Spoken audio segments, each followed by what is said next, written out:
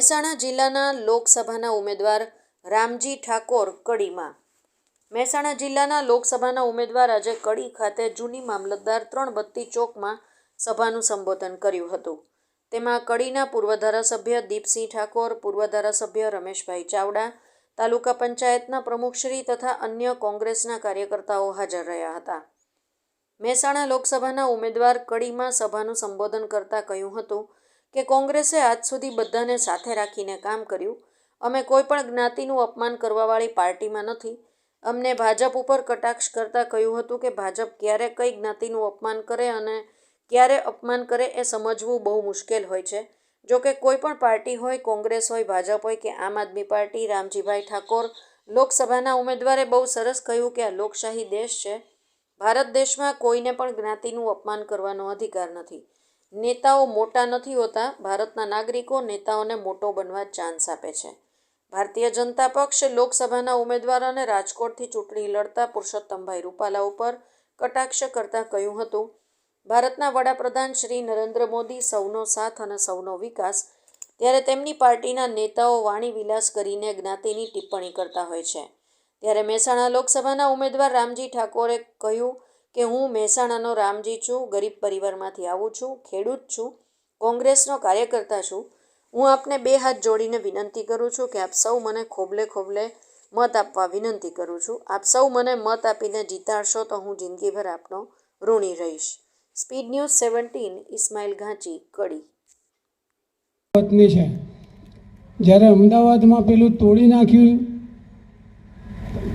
નાના માણસોનું પેલી આખી ચાલી તોડી નાખી, ત્યારે આપણા સાહેબ ત્યાં જઈને ધરણા ઉપર બેસેલા. એ તળેટી ગામના છે અને થયું અમદાવાદમાં, અને અહીંયાથી છેક ત્યાં જઈને ધરણા ઉપર બેસા. જેમ વ્યક્તિ બૂથમાં ગયો એ તમારે સમજવાનો કે રામાજી ઠાકુરનો મત ગયો. અહીંયા તમે ત્યાં પ્રચાર કરવા જાઓ કે ના જાઓ, હું સાહેબ વર્ષોથી આ સમાજથી જોડાયેલો છું. માન્ય મુરબ્બી શ્રી રામજી ઠાકોર જ્યારે આજે કડી તાલુકાના પ્રવાસે આવ્યા છે અને ગામે ગામ પ્રવાસ કરીને આજે છેલ્લે આપણે અહીંયા સભાની અંદર વધાર્યા છે, ત્યારે ઉપસ્થિત મંચસ્થ સૌ મહાનુભાવો, 10 વાગ્યાનો સમય છે એટલે વધારે વાત નહીં કરીએ, પરંતુ જે પ્રમાણે રમેશભાઈ વાત કરી, તળેટી ગામના વતની છે, ખેડૂત પરિવારમાંથી આવે છે, પોતાનો બોર છે, પોતાનું ટ્રેક્ટર છે, એટલે કયા ખેતરમાં ઘઉં વાવવા, કયા ખેતરમાં એરંડા વાવવા એ એમને ખબર પડે છે, અને કયા ખેતરમાં કેટલું થાય, કેટલો ખર્ચ થાય એ બધી જ પરિસ્થિતિ વાકેફ છે. એટલે તમને બધાને વિનંતી કરવા આવ્યા છે. 7 તારીખે ઇલેક્શન છે. સવારે વહેલા 7 વાગે ઇલેક્શન શરૂ થશે. 7 થી 12 વાગ્યા સુધીમાં આપણા વિસ્તારનું જેટલું પણ વોટિંગ હોય એ મતદાન 12 વાગ્યા સુધીમાં આપણું થઈ જવું જોઈએ. અને 12 વાગ્યા પછી તમે લિસ્ટ લઈને બેસો કે કયા મતદારો બાકી રહી ગયા છે. એ મતદારોને કોઈ બીમાર હોય કે કોઈ મોટી ઉંમરના હોય કે આજુબાજુ બીજે ક્યાંય રહેતા હોય તો એમને તમે ફોન દ્વારા અથવા સાધન દ્વારા એમને લાવીને મતદાન કરાવશો તો મને ચોક્કસ વિશ્વાસ છે કે રામજીભાઈ આ વખતે જીતવાના છે. તમે ગમે એટલા 400 પાર 400 પારની વાતો કરો, એટલે એ સૂત્ર આખું બંધ થઈ ગયું ત્યાંથી, કારણ કે માહોલ એવો બન્યો. નમસ્કાર. આજે આપણા કડી શહેરમાં અને સવારથી જ અહીંયા કડીનો પ્રવાસ ખૂબ પૂરજોશમાં, અને આપણા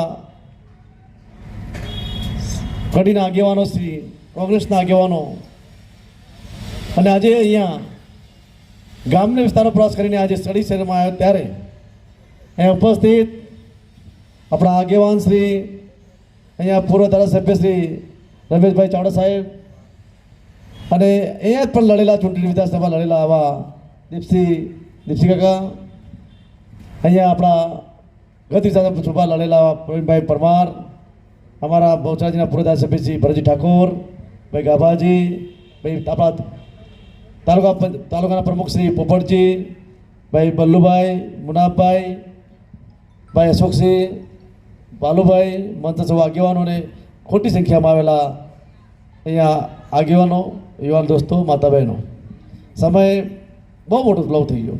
આપણે 6 વાગ્યાનો ટાઈમ હતો ત્યારે લગભગ અહીંયા 10 વાગવા થયા, એટલે સ્વાભાવિક છે કે બધા કામ તે ખૂબ સારો પ્રતિસાદ મળ્યો. કડીના લોકોએ રામજી ઠાકોરને વધાવ્યો છે. અહીંયા કોંગ્રેસ પાર્ટીએ એક સામાન્ય પરિવારમાંથી આવતા, એક ખેડૂત અને પરિવારમાંથી આવતા એક સમાજ સેવાની ટિકિટ આ વખતે આપી છે. એટલે પહેલાં તો કોંગ્રેસના મોવડી મંડળ અને મહેસાણા જિલ્લાના મોવડી મંડળનો ખૂબ આભારી માનું છું, ધન્યવાદ પાઠવું છું કે ભરોસો મૂક્યો છે સામાન્ય પરિવારના વ્યક્તિ પર. એ ભરોસો કાયમ રાખવા માટે આપણા સરકારની જરૂર છે. આપણી પાસે આશાને અપેક્ષા લઈને આવ્યો છું, મતની ભીખ માંગવા માટે આવ્યો છું, મતની અપીલ કરવા માટે આવ્યો છું. મત આપશો ને બધા? લોકશાહી બચાવી છે, લોકશાહી બચાવી છે. આ લોકશાહી બચાવવા માટે, ખેડૂતોના હિત માટે, શિક્ષણ મોંઘવારીના વિરોધમાં તમામ ક્ષેત્રે પ્રગતિ થાય એવા હેતુ સાથે આપની પાસે મતની માગણી કરું છું. સમય ઓછો થયો, સમય હવે આપણે પાસે વધારે નથી, પણ 7 તારીખે જ્યારે મતદાન કરો ત્યારે 7 તારીખે મતદાન કરો ત્યારે યાદ કરજો, જે આપણા પર જુલમ ગુજારે છે સરકારે, એ યાદ કરી મત આપવાનો છે આપણે બધાએ. આવનાર ભવિષ્યને યાદ કરજો, આપણા આવનાર પેઢીને કંઈ કચડે નહીં જાય એ યાદ કરજો અને એથી મત આપજો. 7 તારીખે મતદાન કરવા જો ત્યારે એક મત ના રહી જાય. આપણા ઘરનો, આપણા પરિવારનો, આડોશી પાડોશીને પરિવારમાં રહેતા કડી શહેર, સગા સંબંધીઓ, બીજા ગામના આપણા જેટલા પણ પહોંચપતિઓ ત્યાં ફોન કરી, ટેલિફોનિક કરી કહેજો કે આ વખતે પરિવર્તન લાવવું છે, બદલા લાવવો છે અને આ વખતે ભાજપને ઘર ભેગી કરવી છે. આ નિર્ધાર સાથે આપણે આગળ વધવાનું છે.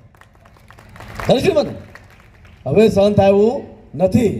બહુ થઈ ગયું અત્યાચાર, જુલમ, તાનાશાહી બહુ થઈ ગઈ. હવે થવું નથી. હવે તો મહેસાણામાં રામજી આવ્યા છે. રામજી આગળ હોય એટલે રામની સેના ચાલે અને સામે લાખેની જે પણ આવે સુશક્તિ છે એને ધસ્ત કરવી છે આપણે. માટે વધુ નહીં કહેતા, આપ બધા ખૂબ સમજુ છો અને સમય આવી ગયો છે, સમય પાકી ગયો છે. દરેકનો સમય આવે, સમય બદલાવ જોઈએ, સમયમાં પરિવર્તન લાવવું જો આપણી ફરજ છે. જો પરિવર્તન ના લઈ શક્યા તો આપણે કદાચ આવનારી પેઢીને માફ નહીં કરી શકીએ. માટે 7 તારીખે વધુમાં વધુ મતદાન થાય અને કડીમાં, આખી કડી વિધાનસભામાં જીતવાનો નક્કી છે. આપણે જીત નક્કી જ છે. કેમ કે દરેક સમાજ, સર્વ સમાજ એક થયો છે. અને એના ક્ષત્રિય સમાજની જે વાત કરી ત્યારે અમારા સુખસિંહ જાડેજાને બધા, આખો ક્ષત્રિય સમાજ રામજી ઠાકોરને 100% મત આપવાનું વચન આપી દીધું છે મને કે રામજીભાઈ તમે જીતો જ છો. એટલે એ સમાજ ભેગો તો એના સાથે ક્ષત્રિય સમાજમાં આવતા દરબાર, રાજપૂત, ઠાકોર, તમામ ક્ષત્રિય સમાજ અને ક્ષત્રિય સમાજ ત્યારે આવે ત્યારે 18 આલમ એની સાથે જોડાય. અને આ વખતે આપણો ચાન્સ નક્કી છે. ફક્ત આપણે મતદાન કરવું છે, મતદાન સુધી પહોંચવું છે અને આપણું એક મત ના રહી જાય એની ખાતરી રાખવી છે. એટલું કહી મારી વાત પૂરી કરું છું. આપ બધાએ મને સાંભળ્યા અને અમારું સ્વાગત કર્યું એ બધા આપણા વિસ્તારના તમામ આગેવાનો ખૂબ આભાર માનું છું.